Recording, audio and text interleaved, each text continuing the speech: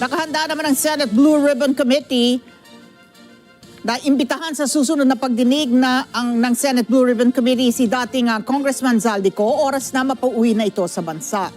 Plano rin na sabay na ipatawag ang iba pang resource person gaya ni dating House Speaker Martin Romualdez, Orly Gutesa at ang 18 dating Marines. Detalye sa report ni Mar Gabriel. Agad na iimbitahan ng Senate Blue Ribbon Committee si dating Congressman Zaldico pagbalik nito sa bansa matapos maaresto sa Czech Republic. Ayon kay Senate President Pro Tempore at Blue Ribbon Chairman Senator Panfilo Lacson, Enero pa nila pinadalhan ng show cause order si Ko at si Orly Gutesa matapos na hindi makadalo sa mga naunang pagdinig.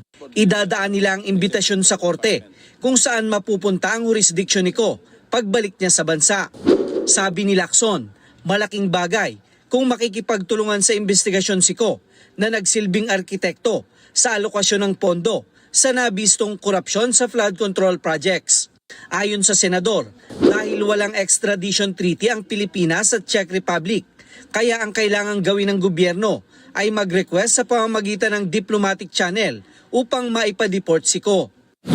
Bukod kay Zaldico, plano rin ni Senator Lacson na sabay ng imbitahan sina dating House Speaker Martin Romualdez, Orly Gutesa at ang 18 dating sundalo na nautusan ni Ko na mag-deliver ng 800 bilyong pisong kickback sa matataas na opisyal ng gobyerno. Sa pamamagitan nito, magkakaalaman daw kung sino ang nagsasabi ng totoo at kung sino ang nagsisinungaling. Kumpiyansa din si Lacson na makukuha niya na ang 9 na lagda na kailangan ng kanilang partial committee report upang maipresenta niya na ito sa plenaryo at umusad ang susunod na pagdinig ng Blue Ribbon Committee.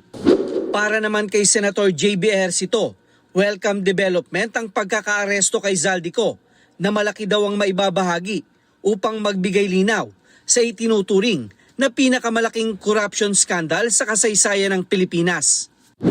Mar Gabriel, para sa Mata ng Agila. Matatag, matapang, matapat.